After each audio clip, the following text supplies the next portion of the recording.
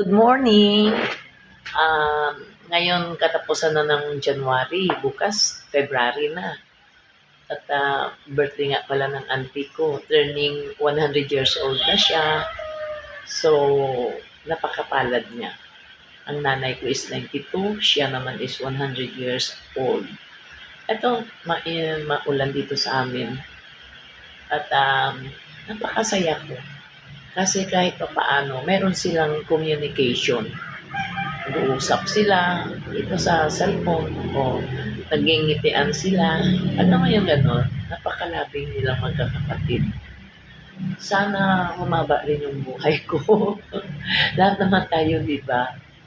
Ayun, at kanina niyakap ko ang nanay ko. Sabi ko, excited ka? Mapunta tayo sa birthday ng ate mo. Sabi niya, excited daw siya. Ano daw ireregalo namin?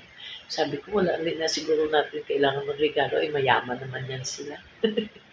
Yung presence na lang natin na kailangan na punta tayo doon. Yung gano'n na. At saka, yan, bless sila talaga mga kapatid. Yun lang naman talaga ang hangad natin kapag tuwing may birthday tayo, sinasabi natin na sana humaba pa ang buhay natin. At saka hindi sila still kicking pa ang auntie ko sa age of the 100 years old. Naku, sasabihin niya pa yan, kamusta ka na Tess? O, di ba? Bongga talaga auntie ko. Happy ako. Yan lang ang update ko sa inyo ha.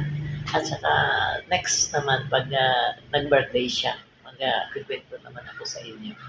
Maganda kasi 'di ba na may cellphone. Kahit papaano pwede mo silang ma-reach out, hindi katulad noon pupuntahan mo talaga para kamustahin, yung gano'n. Iba noon kasi yung telepono lang, sa ngayon cellphone na, napaka-easy para i-reach out mo yung mahal mo sa buhay, ha?